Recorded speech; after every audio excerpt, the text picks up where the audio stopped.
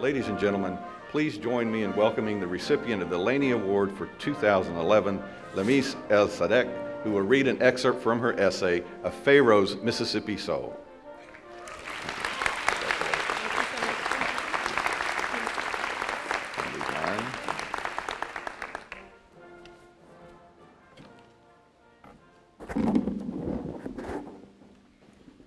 Only 1 month into freshman year, I became disheartened with Mother Millsaps. The college seemed homogeneous in every context: ethnic, religious, socioeconomic, and geographical distribution of students. From an outsider's perspective, Millsaps was everything I was not. Never before had I been so conscious of how my otherness manifested itself both internally and externally. I wanted to finish freshman year and transfer to another college. Teta had a different opinion. Lamise, for as long as I live, I never again want to hear the word fear come from you. My grandmother passionately yelled at me through Skype as I was reminded how loud Egyptian women can be, even from across international ponds. No one in this El-Sadek family believes in those things, she continued, as though there was some El-Sadek club membership and had just violated the contract. Married by age 13 and the mother of 8 children, Teta never started high school. She lived under the reign and oppression of all 4 Egyptian presidents, and because my grandfather died young, raised half her children as a single mother. Instead of consoling my disenchantment with Millsaps, Teta gave me a piece of her mind in the Arabic equivalent. What kind of person will you become if you run every time circumstances become uncomfortable, she said. Do you realize how many times I could have quit if I followed your philosophy? Embrace your college and take the opportunity to expose them to stories they've probably never heard. The reality is you've never experienced their culture either. Both of you have much to learn. An angry Teta terrified me than my own parents, so I stayed at Millsaps. Roused or coerced, however you wish to perceive it, to see past labels and superficial similarities, I actively sought to become more observant. And this came most unexpectedly during a heritage conversation enticed by Professor Bowley. I was the only Arab and Muslim student in our class, as usual, and the Palestinian-Israeli war was our conversation topic. I showed up to discussion expecting to be the solitary supporter of Palestinian human rights, but instead was humbled and flabbergasted as several of my peers expressed their anger with the Middle Eastern atrocities. You see, as a Muslim Arab, news regarding the Palestinian-Israeli conflict was not only readily available to me, but it also appealed on a personal level.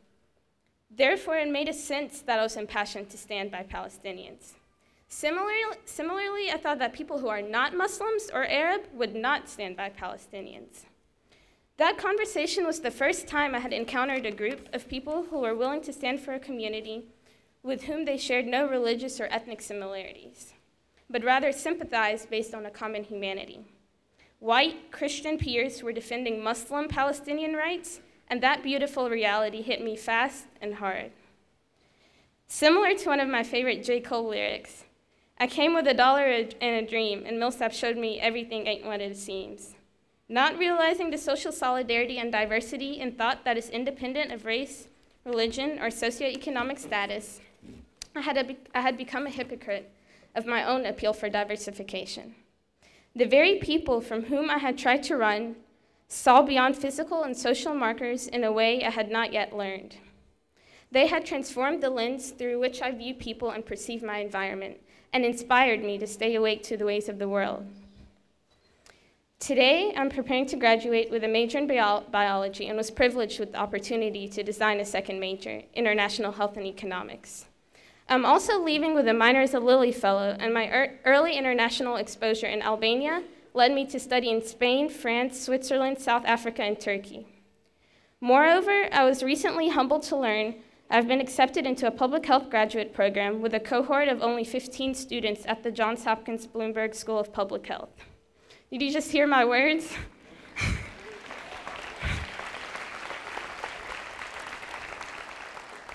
I, Samir El-Sadek, a small-town Mississippi girl whose original entering high school class of 150 dwindled to a mere 38-member graduating class, because of various reasons such as teenage pregnancies, juvenile incarceration, or simply boredom with the academic system, have been accepted into America's premier academic health institution. You see, I genuinely don't believe you could possibly imagine how I feel at the moment, how humbled and overwhelmed with emotions. The reality is, people like me from the places and background where I come from do not even consider applying to the opportunities I've been given. In fact, I recently told one of my former peers that I was flying out to Baltimore to visit Johns Hopkins, and she replied, "Is that your boyfriend?" Although, like any institution, Millsaps did not get everything right and has several weaknesses to address, it has done an exponential number of other things well. Millsaps is built upon a foundation that cultivates phenomenal human beings with whom I am honored to be associated. Its comprehensive interdisciplinary liberal arts curriculum is designed to expose you to stories that you otherwise may never hear. Its intensive writing core imposes such a level of introspection that you have no choice but to graduate with a much deeper understanding of yourself and a more effective way of communicating with the world. To be honest, I came to Millsaps and until this semester thought her mantra, "We teach you how to think, not what to think," to be absurdly bogus. In fact, I thought it an insult to all Mississippians, a way to promote the stereotype that we neither wear shoes nor know how to think. But after all, although I am fully cognizant that Mississippi ranks last in the Union in terms of education, I had survived 21 years of life without Mother Millsaps' instruction. But now I understand and take great value in the slogan. My home for the past 4 years was not able to teach me everything I need to know, but it instilled in me a tradition of critical thought, values of introspection, and a deep sense of purpose that will forever allow me to comfortably face the most uncomfortable. These lessons will prove invaluable as I reach across social divides by addressing health, education, and economic injustice from a public health platform.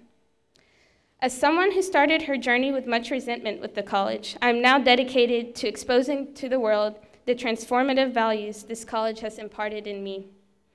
I understand that I am who I am because they are, and with more power comes a greater responsibility to move forward this interdependent global society.